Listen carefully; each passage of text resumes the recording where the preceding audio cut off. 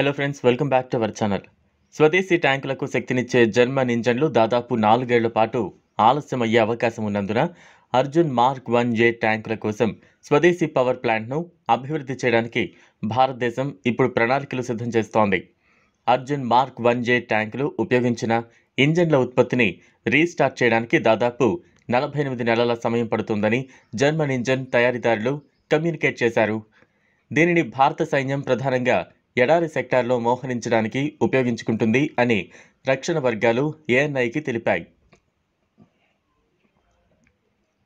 సంబంధిత ఏజెన్సీలు ఇప్పుడు ప్రాజెక్టులో జాప్యం కాలాన్ని ఉపయోగించుకుని స్వదేశీ ఇంజన్ను అభివృద్ధి చేయడానికి ప్రయత్నిస్తున్నాయి.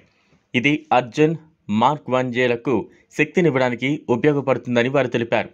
డెవలప్మెంట్ ఏజెన్సీల వద్ద ఇప్పటికే కొన్ని ఇంజన్లు ఉన్నాయి మరియు రక్షణ మంత్రిత్వ శాఖ ఉంచిన 118 ట్యాంక్ ఆర్డర్ కోసం ప్రారంభ ట్యాంకులను ఉత్పత్తి చేయడానికి అవి ఉపయోగపడతాయి. సంబంధిత ఏజెన్సీలు ఇప్పుడు ప్రాజెక్టులో జాప్యం కాలాన్ని ఉపయోగించుకుని స్వదేశీ ఇంజన్ను అభివృద్ధి చేయడానికి ప్రయత్నిస్తున్నాయి.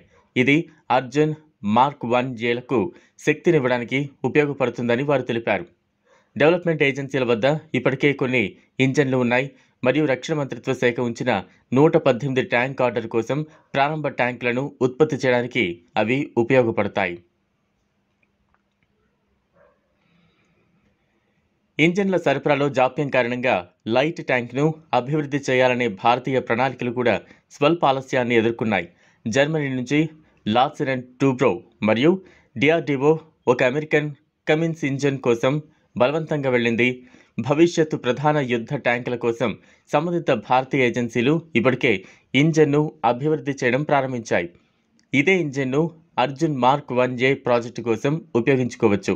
అయితే కొన్ని మార్పులు చేయాల్సి ఉంటుంది అని అధికారులు తెలిపారు.